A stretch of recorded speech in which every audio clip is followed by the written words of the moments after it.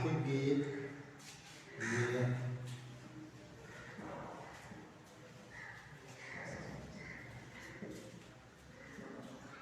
हमार हाथे माला, ये गीत नंबर 2 लगे। एक बारे में आज बताओ जाए। ये ऐसे बीच बीच में है जाए अलग अलग विषय अलग अलग किताब ले जा रहा है। तो एक जनिया करबे तो इनके शुरू में बतलियो आपके गीत के बारे में श्रीनिवास पानुरी जी के कि इनकर कविता में छायावादी भाव है, रहस्यवादी, छायावादी नहीं रहस्यवादी है वो, जनवादी और यथार्थवादी। तो यथार्थवादी नहीं, ये छायावादी कविता है। आखिर गीत किताब के पद संख्या 2 लगे हमार हाथे माला, यानी एक में है कि हाथे माला लेके है ना वो कभी जा रहा है, कभी की कल्पना जा रहा है अज्ञात प्रेयसी की ओर। लेकिन यानी छायावाद में मूल बात है कि अज्ञात श्रृंगारिक भाव रहता है, उकर में अज्ञात प्रेयसी यानी प्रेमिका की बातें देते हैं कि हमार हाथे के माला हाथे रहल भाई आ भीड़े कारण पहुँच पारले ना सामने तोहर जाए। यानी यहाँ तोहर शब्द ले आदरवाचक में, यानी तोहर पास हम ना जा पारियो भीड़ के कारण। तो कविता में सीधा सीधे अर्थ आ गलो कि भीड़ के कारण है ना तोर पास हम जाए ना पारली। हाथे की माला है, अब माला के अभिप्राय कई गो है चलता हो।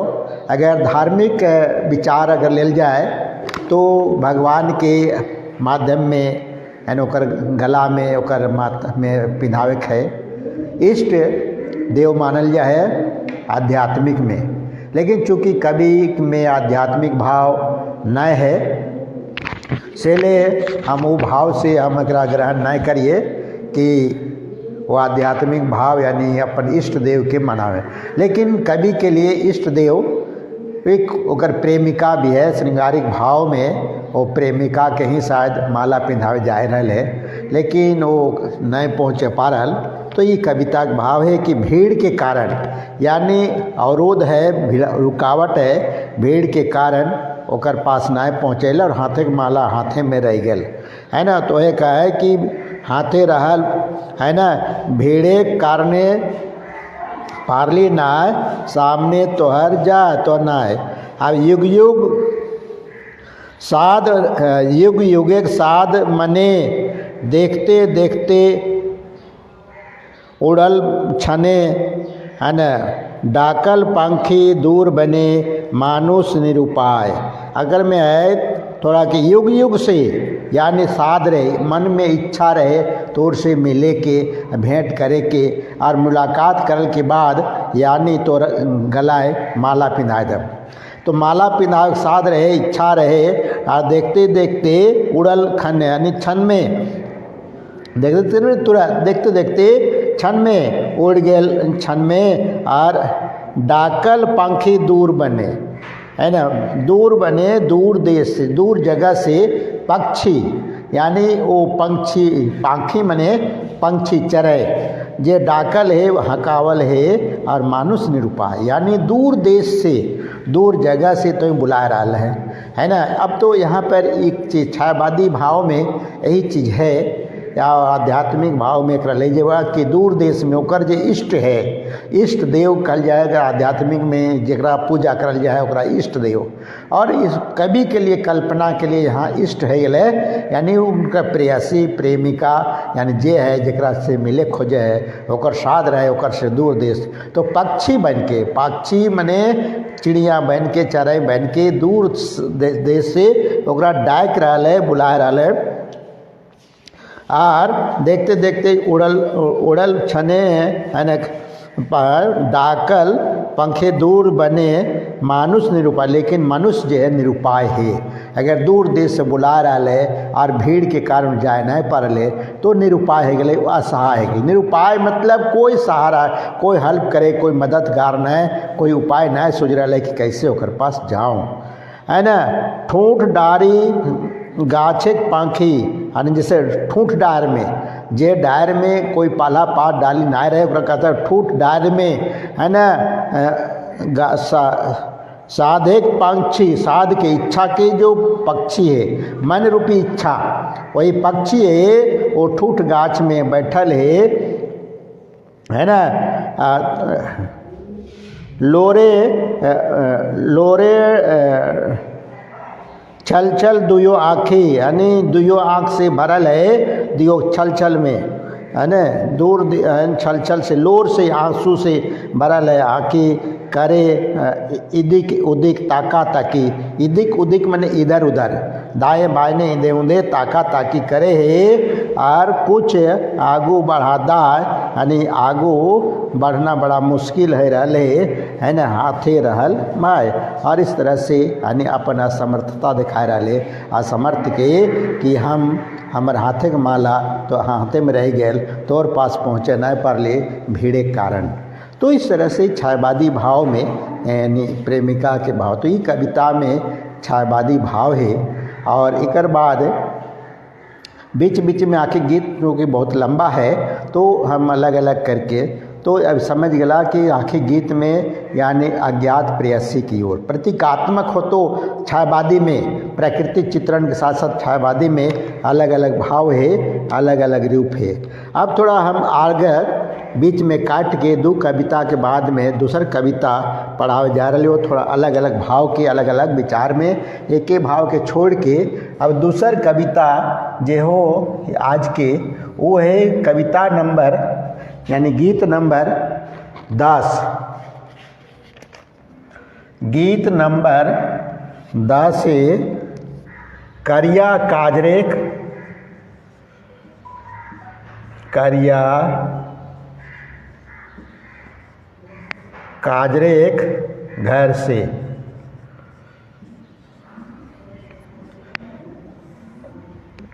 करिया काजरे घर से ये कविता नंबर गीत नंबर 10 हो।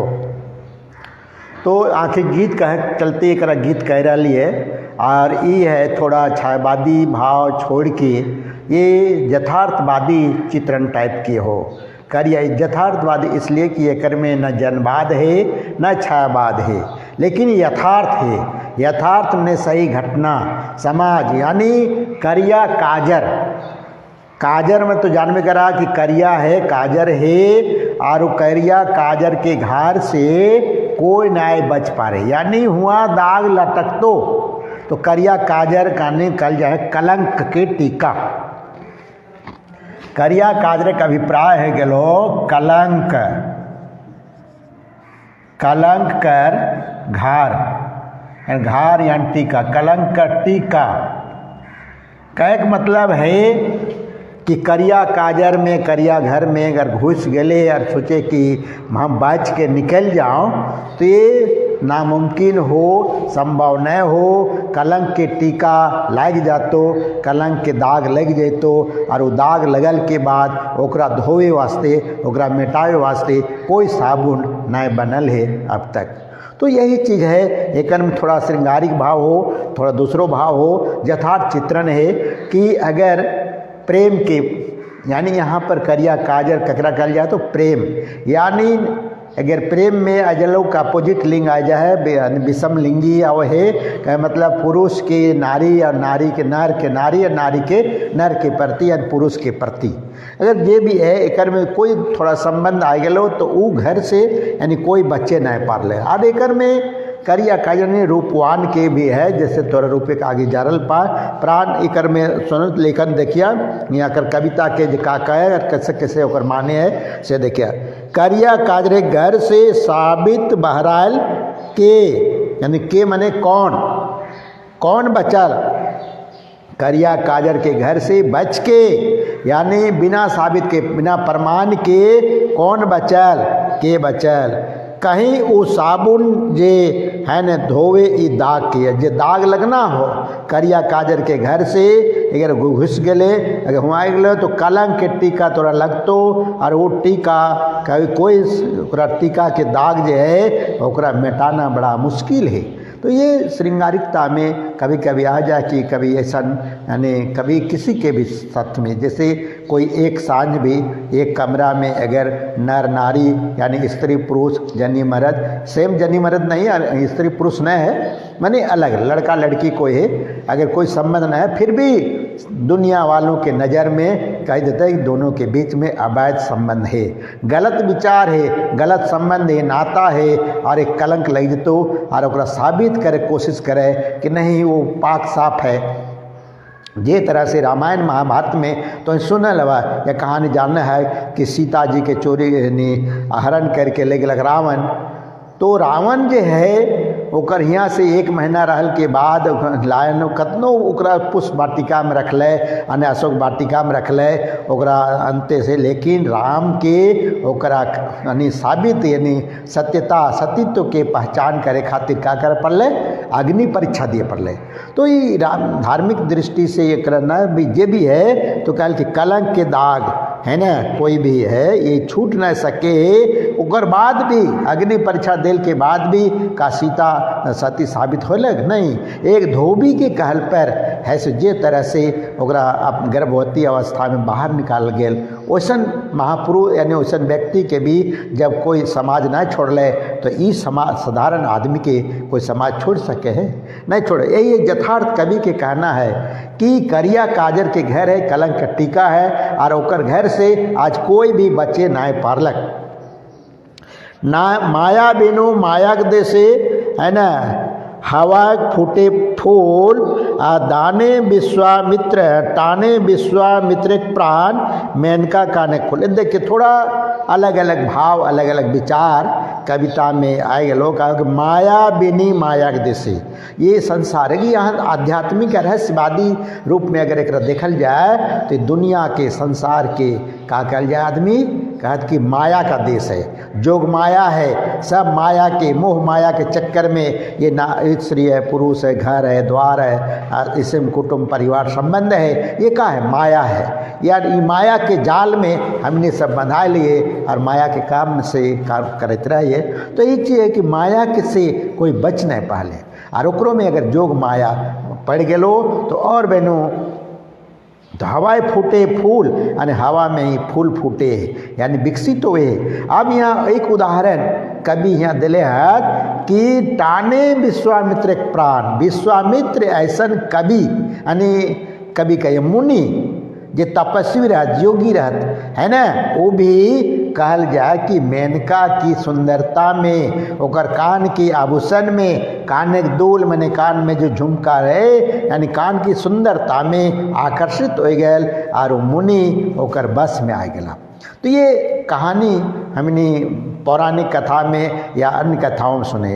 एक तो अलग अलग विचारधारा के है, कभी चूँकि वैसा जनवादी या वैसा नास्तिक विचार के नए हाथ से वास्ते हम इनका विश्वास कर सके हैं कि ये भी कुछ कुछ आगे पीछे यानी शुरू अवस्था में वैसा पढ़ो अलग भले बाद में उनका विचार जनवादी आए गए वैसा नहीं। लेकिन यहाँ भी देखे कि तो अगर विश्वामित्र की कहानी या मेनका कहानी ना जान तो फिर ओकर जोड़ के सकला। तो यही कहला कि विश्वामित्र ऐसा ज्ञानी और मुनि तपस्वी भी विश्वामित्र की यानी मेनका की सुंदरता में ओकर है ना आभूषण आकर्षित हो गया यानी नारी की प्रेम जाल में फंस गया। तो वही है कि नारी के प्रेम जाल में कोई भी बचे नहीं पारे। तो वही चीज कहल जाए कि है ना टाने टाने मैंने आकर्षण खिंचाव मोहक विश्वामित्र प्राण मेनका कान एक दूल ओकर कान की सुंदरता कान की जो सौंदर्य आभूषण है दूल है टुल है ओकर में और करल दधिची पर हिते एंड ऐसन दानी के और दानी जो है यानी अगर दूसरा पंक्ति एक एक पंक्ति में छोटा छोटा में दे लो दधीची पर हित परोपकार में दोसर के भलाई के लिए यानी अपन हड्डी दान करलक। तो ये लोग पौराणिक कथा में कहीं कहीं सुनी तब या देखे तब नाटक उटक में कि दधीची हड्डी के दान करलक ककर चलते तो बत्रासुर के मारे वास्ते। बत्रासुर एक राक्षस रहे जकरा अभी वरदान ले रहे कि वो नहीं मरेगा। तो कौन चीज़ से मरेगा? तो हड्डी यानी अस्त्र से हथ लोहा के बनल नहीं, तो हड्डी के वज्र बनावल गेल इंद्र के दिलक बनवे वास्ते, और ओकर चलते ओकरे वज्र से यानी ओकरे हथियार से वो मराए गेल बत्रासुर। तो ये परहित यानी दूसर की भलाई में अपन शरीर के भी दान करे वाला, अपन हड्डी के भी दान करे वाला, यानी ये राजा नहीं दधिची है। तो यानी ऊपर से तारतम्य एक नहीं मिल रहा यानी जे भी है, लेकिन ये कि कलंक के टीका ओकर से बचे ना है।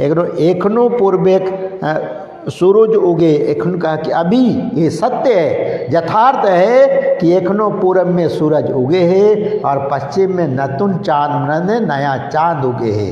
ये कभी बदल ना सके। भले भूगोल में हम जाने हैं कि पृथ्वी घूमो है और सूर्य स्थिर है, लेकिन हम यथार्थ में देखा का कि रोज़ सूरज सुबह में यानी पूरब बाटे उगे है, पश्चिम बाटे डूबे है, और नया चांद जो है पश्चिम बाटे उगे है। ये यथार्थ के, ये सत्य के कोई बदल नहीं सके है। तो यही चीज़ है कि एखनो पूरा बाटे और बाटे नतुन जीवन है ना, मलय जीवन का जो रूप है, नया लक्ष्य है वो बाटे है। और शोभे फूले भाई बांध है ना, सुंदरता फूल में दिखा है। शोभे मने शोभायमान है, शोभा देखा है, फूले बांध बंधाए के। और एखनो सांझे सुहागिनी करे स्वागत तिमिर राज के, यानी सुहागिनी तिमिर राज के स्वागत करे के एखनो, यानी तिमिर राज मने हुए है अंधेरी रात के। तिमिर मने अंधेरी राज के, यानी तिमिर राज मने अंधेरी रात के स्वागत करे है। यानी सुहागिनी और यहाँ कर परिभाषा यानी श्रृंगारिकता फिर आ गलो। उन देखा बीच बीच में एक कविता में तारतम्यता न है, यानी इसलिए सिस्टमेटिक न है, जे भी है, लेकिन ओकर में है कि एखनो सूरज में पूरब उगे है, पश्चिम में चांद, यानी यथार्थ में या यथार्थवादी चित्रण है कि अभी वो सुहागिनी कल यात्रा जकर पति जिंदा है, वो सुहागवती है, मांग में सिंदूर है और वो दिन भर कहीं रहे, लेकिन सांझ की इच्छा रहे कि दोनों एक साथ में एक कमरा में एक बेड पर हम शयन करिए, है ना। ऐसे तो सुहागिनी होते हुए भी बहुत से समाज परिवार में समाज में है कि एक ही बेड पर सोतो, लेकिन कुछ है कि अलग अलग बेड पर भी, लेकिन एक कमरा में कम से कम सोतो है। यानी आपस में प्रेमी पति पत्नी एक साथ रहना यही सुहागिन का प्रतीक है। ये यथार्थवाद यानी कालक के करिया काल के अर्थ जो है काजर के घर से कोई भी साबित न बचल, यानी वही कहा कि साबित न कोई बहराल न है ना, निष्कलंक। तो इस तरह से ये दूसर कविता हो गलो। आज हम अथी करवा दे दोसर कविता अभी तोनी के सुनेबो, यानी थोड़ा सा आगे पीछे है रहे जे भी है।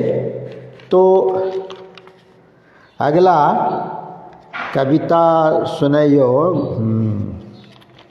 जैसे रूपेक आगी जरल प्राण। अगला 6 नंबर अलग अलग कविता सुनेबो, 3 ठो अलग अलग है। तो कलंक के टीका 4 नंबर है गए, 3 कविता ही सुनेबो आज पढ़ेबो, ओकर बाद फिर क्या बड़ी एक मतलब रूपेक प्राण, रूपेक आगी जरल प्राण। कविता नंबर गीत नंबर है 6।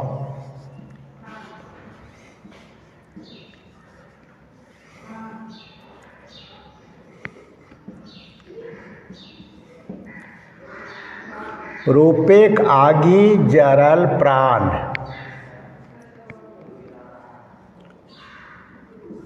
थोड़ा सा अलग अलग ढंग के अलग अलग हो, सेले वस्ती बता दियो। रूप के आग में प्राण जरल, तो एकर में सीधे सीधे अर्थ में है कि रूपेक आगी, यानी यहाँ पर व्याकरणिक दृष्टि से ये संबंध कारक के चिन्ह हो। रूपेक रूप कर, रूप के आगी आग में जलल प्राण जला, यानी जान प्राण जो है जले है। तो एक तरह से सीधा श्रृंगारिक अर्थ में आवे है कि कोई सौंदर्य नारी कि सुंदरता जो है, आकर्षण जो है वो खींचे है, और खींचे है तो कोई जो जरा खींच लेलक, जरा टाइन लेलक, ओकर प्राण जले है, ओकर वियोग में तड़पे है, वियोग में। अगर दोनों पक्ष, अगर एक पक्षी यानी प्यार जो है अगर एक तरफा है तो ओकर वियोग में ओकरा देख देख के वो अंदर अंदर जलत रहे, घुटत रहे, जलत रहे। तो वैसे ही तो एकर में थोड़ा सा जो चित्रण है कि रूप के आग में कैसे आदमी जले है, यानी सौंदर्यता, श्रृंगारिकता। तो श्रृंगारिकता में थोड़ा सा एकर में आज तो थोड़ा सा ग्रीष्म ऋतु के चित्रण, गर्मी ऋतु के भी वर्णन है कि कैसे आदमी जो जले है ताप से, और ओकर में वही चीज़ को अलग रूप प्रतीकात्मक दिलो कि रूप के आग में प्राण जले है।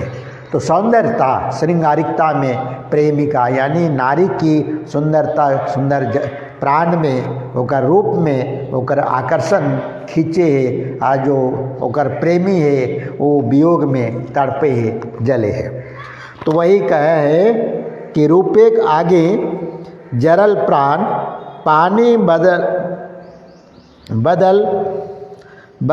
पानी बढ़ल बरसल आग, पानी के बादल है ना, बरसल आग, कई पानी के बदला में आग बरसे।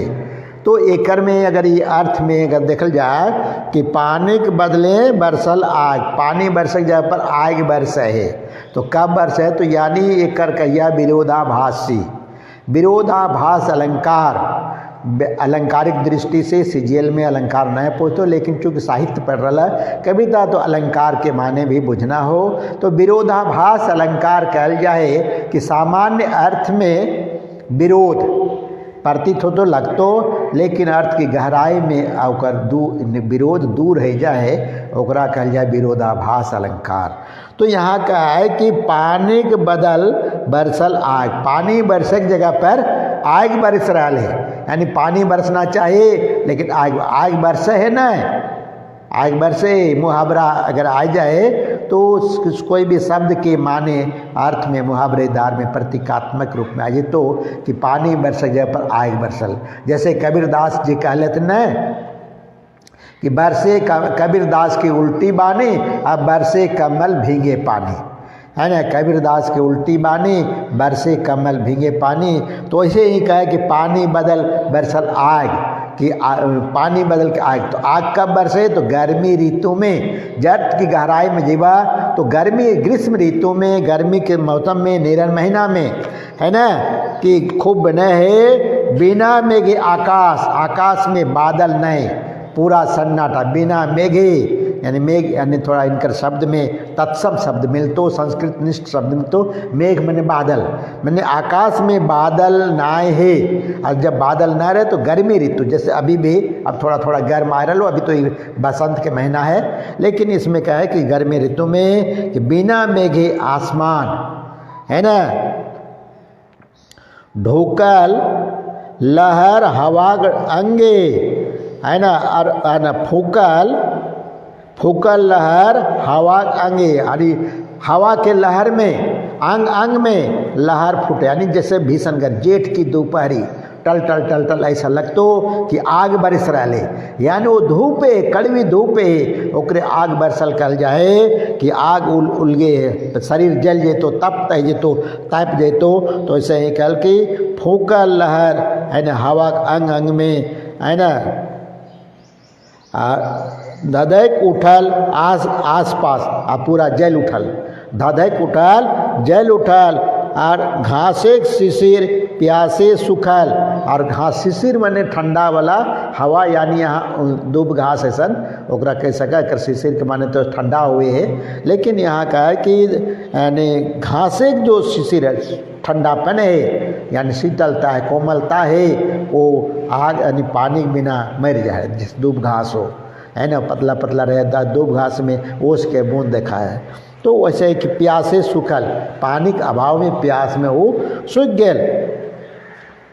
कैसनी अग्निबाण, कहते कैसनी अग्निबाण है, यानी आग के बाण, यानी इस कविता में ग्रीष्म ऋतु के, गर्मी ऋतु के, निरल महीना के चित्रण हो, वर्णन हो, और सब की आग जरल प्राण रूपे आगी जरल प्राण। ऐसे ही तो जे तरह से यानी एक तुलनात्मक है कि गर्मी ऋतु में आग चारों तरफ लहरे है, यानी आग न लहरे है, लेकिन धूप के चलते, धूप जब पानी में रले और वो भीषण तप्त धूप है, वातावरण हवा है ना गर्म लगे है, लू चले धू धू, और एकरे कहल जाए कि इस तरह से जो आदमी की जलन हुए, बस वैसे ही जलन विरह में यानी प्रेम में रूप के आग में जल रहा है।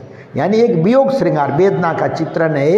यानी कभी अगर श्रृंगारिकता में ले जबा तो है कि रूप के आग में प्राण जल रहे हैं। यानी ओकर टीन एज में टीन एज कल जाए 13 to 19 के, और इस उम्र में बहुत आदमी है न श्रृंगार के जोश में फंस जात, लड़का है चाहे लड़की है ना, लड़का लड़की दियो, और ओके अगर सामाजिक बंधन आ जाए, ओढ़ा आ जाए, नहीं मिल पा रहे तो एक वियोग में है ना, एक तरफा तो भी जले है और दोनों तरफा तो अलग अलग है, लेकिन एक तरफा भी है जाए तो उस समय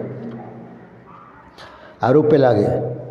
कौन माया बिनी छटा है ना मोदक, या माया, फिर वही माया वाली बात, माया बिन पीछे भी पढ़ लियो कि माया यानी मोह माया, आकर्षण जो है मोह माया है, तो मोह माया के बिना छटा सुंदरता मोह के यानी खींच रहे, मोहक आकर्षक है ना। तृष्णा सागरे ढेव, और प्यास के सागर में, तृष्णा माने प्यास, प्यास के सागर में लहर धधक उठ रहा है। यहाँ प्यास के सागर को पावे की इच्छा, यानी प्रेम में पागल हो गए, प्रेम में इतना मस्त हो गए कि ओकर वही प्यास, ओकर मिलन की इच्छा, पान के इच्छा जागो है, और ओकर पीछे दौड़े कोशिश करे। तृष्णा सागरे ढेव, लहर उठ रहे, जैसे ढेव माने लहर, सागर में समुद्र में जे लहर उठे, ढेव उठे, ओकरा ढेव कहल जाए। तो ढेव उठे और पावे यदि आने खेव, आप कह रहा है कि पावे अगर यदि खेव, यानी खेवे पारबे, वो समुद्र में तो डूबे पारबे तो दूर देश में हो, अरे वो खेव में तोरा बीच में जाना है तो वो ओकर से पार हो पारबे तब तो मंजिल मिलतो, और नहीं तो बीच में डूब जाबे। तो ऐसे भी रीतिकालीन कविता बिहारी लाल के दोहा में है कि तंत्रीनाद कवित रस सरस रास रतिरंग, और अनबूढ़े बूढ़े तिरे के बूढ़े सब अंग। कहे मतलब कविता है ना, ये पंक्ति जो है यहाँ कल जाए कि ये सब जो है तंत्री नाद कवित रस, तंत्री मने बाधा, ऐसे भी लिख दियो तंत्री नाद।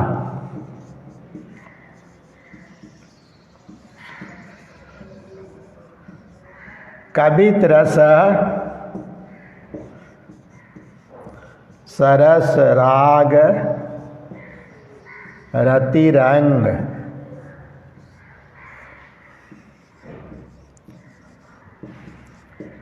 अनबूढ़े बूढ़े तीरे जे बूढ़े सब अंग।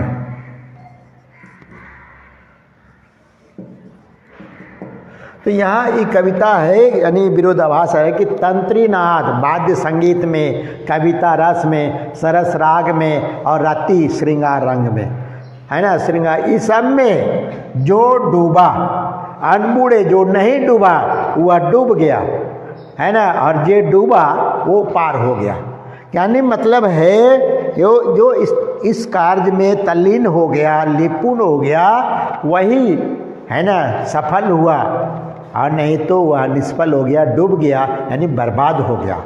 तो कहने मतलब है कि तंत्रीनाद कविता, ये सब पढ़ाई में, या ये जो तंत्रीनाद कविता है, कविता के रस में, सरस राग में, गीत में, और रति रंग श्रृंगार के प्रेम में, जो अनबूढ़े जो नहीं डूबा वह डूब गया, है ना। तो वही तरह से ये कह रहे कि सागर के ढेव में अगर पारबे पार हुए तो तर जेबे, और नहीं तो डूब गए, बर्बाद हो गए, अपन रूप में जलित रहबे। तो ये श्रृंगार का प्रेम, श्रृंगारिक रस में, श्रृंगार में ये जावे कि अगर ढेव है, लहर है ना, उसी को आध्यात्मिकता कहते कि भाव सागर पार कर ले तो स्वर्ग मिल जाए, तो है ना। तो आध्यात्मिकता चूँकि कभी न है, लेकिन हम कभी वैसन विचार नहीं रखिए। कभी शिक्षक मास्टर जो है वो हर तरह से ओकरा समझाओ कोशिश करे है ना। आध्यात्मिकता में भी जब जा सका तो ओकरो में कहा कि भाव सागर का है, भाव सागर पार हो गए तो स्वर्ग मिल गया, नहीं तो भाव सागर में डूब जाएगा। तो उसी तरह से करे कि तृष्णा के सागर में यानी प्यास के प्यार के पावे के सागर में तो साध हो, पावे के वो श्रृंगार के यानी वो रूप के यानी तो मंजिल के पावे कहो तो तल्लीनता हुए पड़तो, डूबे पड़तो यानी खेवे पड़तो। यानी आज पढ़ाई कर रहे, कंपटीशन लिख रहा है, अगर इसमें तल्लीन नहीं है तो सफलता मुश्किल है। इसलिए आपको तल्लीनता होगा, मन लगाना होगा, पढ़ना होगा, तभी आप सफल होंगे। तो यही कहने का चीज़ है कि तृष्णा के सागरे का डाके वो डाक रहा लो, तृष्णा के प्यास सागर में तोरा डाक रहा लो कि सामर्थ्य हो तो पार हो जाओ, आ जाओ, है ना। खेवे पार में नाव के क्या तैर के पार हो, सागर में क्या है समुंदर है ना। पार कि हनुमान जी कल के सागर डेगे पार भी वो डेगे नहीं पर तो उड़ के डेगे लगे, तो कोई फांद के डेगे पार है ना। तो कहे मतलब सब तो हनुमान जी ने है। तो यहाँ कह ले कि सामर्थ्य है तैरे आओ तो ठीक है, ना तो नदी में पोखर में कहते आदमी डूब के मर जाते है ना। तो डूबले जे तैरे ना जान लो डूब के मर गए। तो वही के ढेव हो पावे की इच्छा हो तो जा चलो यानी पार जो दी खेव यानी खेवे पारबे, पार हुए कि जैसे नावे चलाना, नाव खेवे जानबे तब न पार होवे, और नहीं तो नहीं पार होवे। तो वही है कि पार हो पारबे तो है। तो ये तृष्णा के सागर में, प्यार के सागर में ये है कि वो डाको हो कि खेवे पार आवे पार बे तो आओ, हम ई पार में ये है ना। पहले कविता में भाई कि ई पार आसो को पार गिर, यानी दोनों में दूरी है। ओकर मंजिल जो है, ओकर प्रेम जो है, यानी ओकर इष्ट है जरा खोज रहा है। यानी यहाँ ककर माने इनकर कविता में ककर शब्द रहतो, और ककर मैंने कोई प्रश्नवाचक चिन्ह है कि सवाल के उत्तर नहीं, सवाल खाली हो उत्तर नहीं हो कि केकरा खोज रहा है। अब तो आपन से लगाना केकरा खोज रहा है, तो जहाँ जकर में सेटिंग है तो वहाँ उत्तर लगाओ। शिखरे सुधापान है ना, रूप नगरे के पंथे आनल, रूप नगर, रूप के नगर में नगरे के रास्ता में आनल शिखरे सुधापान। और शिखरे मैंने मंजिल पर, यहाँ शिखर का मतलब चोटी, और चोटी मैंने मंजिल। मुधन माचा खोटा काठे पैदे में पड़वा कि मुधन माचा शीर्ष जब नहीं मिलतो, लक्ष्य नहीं मिलतो यानी उद्देश्य लक्ष्य निर्धारित करला और वही पर जब तब सब सुधा पान तब वही अमृत पान है। तो यानी अमरता को पा सके यानी सफलता पा सके से, यानी वो कहे कि शिखरे सुधा पान, शिखर जब मिलेगा, लक्ष्य जब मिलेगा तो सभी। अभी तो ने मान ली CGL के परीक्षा लिखा है, सफल मिल जाए हो जी तो सफल है जब तो लक्ष्य वही हो, तोरा लक्ष्य हो CGL पास करना, नौकरी प्राप्त करना, और ओकर में अच्छा मेरिट है तो अच्छा बनतो तब पास कर तो अमृत पान यानी अच्छा सुखी। तो यह है कि रूपे का आगे जरल प्राण, रूप के आग में हमारे प्राण जल गेल। तो इसी तरह से 3 कविता आज होलो, आगे पीछे हो तारतम्य सीधा सीधा एक तरह के भाव है से चलते अलग अलग भाव के कविता तो इनके सुना लियो। तो 3 कविता और पहले 2 कविता सुन लियो, यानी 5 कविता यानी गीत आखिर गीत के हो गेलो। फिर